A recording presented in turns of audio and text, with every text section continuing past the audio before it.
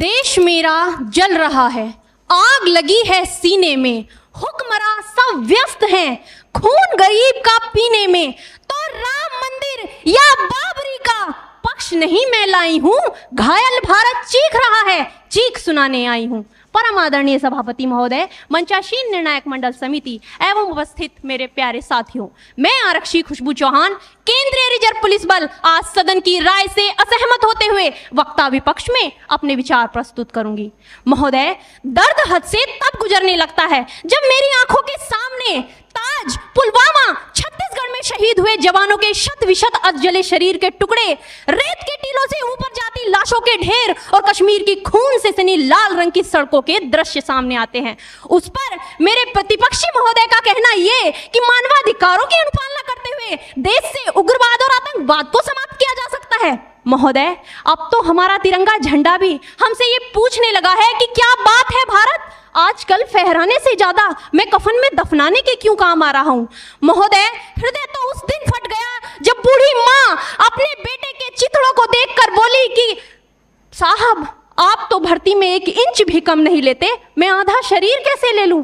महोदय, आज इन मानवाधिकारों के कारण इन आतंकियों के बंगलों की आकाओं की नाकफनी हंसती है और शहीद हुए हमारे जवानों के आंगन की तुलसी रोती है। जब एक शहीद हुए जवान की विधवा की वेदना चीख चीख कर ये कहती है कि प्यार भी भरपूर गया, मांग का सिंदूर गया, नन्हे नौनिहालों की लंगोटियां चली गई, छोटी छोटी बेटियों की चोटियां चली गई और आपके लिए तो एक आदमी मरा है साहब, मेरे घर की तो रोटियां ही चली गई।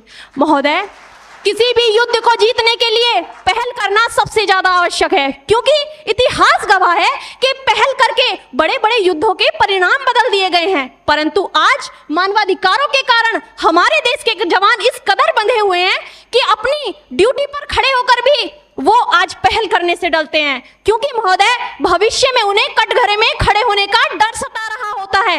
वो ये जानते हैं कि चाहे एक उग्रवादी की राइफल से निकलने वाली गोली को ये तय करना पड़े या ना पड़े कि वो किसे लगेगी, लेकिन हमारी राइफल से निकलने वाली हर गोली को ये निर्णय लेना पड़ता है कि चाहे वो किसी निर्दोष को लगे, दोषी को लगे या ना लगे, परंतु किसी निर्दोष को नहीं लगनी चाहिए। यदि ऐसा हुआ तो ना तो ये समाज हमें छोड़ेगा, ना ही तिल का ताड़ बनाने वाली ये मीडिया हमें छोड़ेगी। और महोदय, मानवाधिकार के तले किसी जवान को दबाकर युद्ध के मैदान में छोड़ देना कोई वीरता नहीं, एक आत्महत्या है। क्योंकि महोदय, फूल को श्रृंगार दो ये मुमकिन नहीं और एक वीर को झनकार दो ये मुमकिन नहीं। जो हाथ बांधे सेना के, ऐसे मानवाधिकार का पालन संभव नहीं।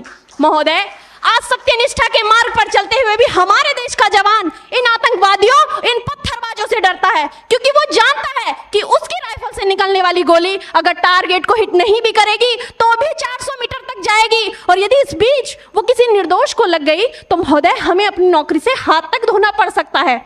और महोदय, अपनी नौकरी को बचाने की खातिर एक जवान आज ये सोचता है कि चाहे सांप मरे या ना मरे, परंतु लाठी नहीं टूटनी चाहिए, क्योंकि आज हमारे देश के हालात कुछ ऐसे हो गए हैं कि चिरागों को हवाओं में उछाला जा रहा है, हवाओं पर भी रोब डाला जा रहा है। अरे हम ही तो बुनियाद है आंतरिक सुरक्षा की, और आज हमें ही नौकरी से निकाला जा रहा है।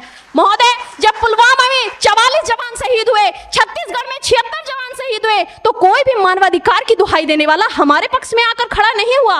परंतु जब जेएनयू विश्वविद्यालय में एक देशद्रोही के द्वारा भारत तेरे टुकड़े होंगे, अफजल हम शर्मिंदा हैं जैसे देशद्रोही नारे लगते हैं, तो सारे मानवाधिकार के ज्ञाता आकर उसके पक्ष में खड़े हो जाते हैं। तभी तो क्या कहा था उस देशद्रोही ने कि तुम एक अफजल को मारोगे हर घर से अफजल निकलेगा। तो मैं भारत की बेटी अपनी भारतीय सेना की तरफ से आज ये ऐलान करती हूँ कि उस घर में घुसकर मारेंगे जिस घर से अफजल निकलेगा, वो कोख नहीं पलने देंगे जिस कोख से अफजल निकलेगा।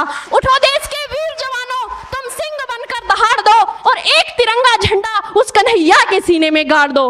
महोदय, अंत में अपनी वाणी को विराम की ओर ले जाते हुए मैं सिर्फ इतना ही कहना चाहूंगी कि मुझे अफसोस है अपने देश की न्यायिक प्रक्रिया पर, जहां आज भी रात के 12 बजे अजमल कसाब जैसे आतंकी के लिए सर्वोच्च न्यायालय के दरवाजे खोल दिए जाते हैं। ऐसे देश से मानवाधिकारों की अनुपालना करते हुए आतंकवाद और उग्रवाद से कभी नहीं निपटा जा सकता। मानवाधिकार के नाम की दुहाइयां देने वालों, सीमा पर लड़ा नहीं जाता चरखों से शोलों के आगे, रामायण पढ़ी नहीं जाती सीमा पर गोलों के आगे। धरती के घोर कुहासे को एक सूरज ही हर सकता है, क्योंकि एटम बम से रक्षा केवल एटम बम ही कर सकता है।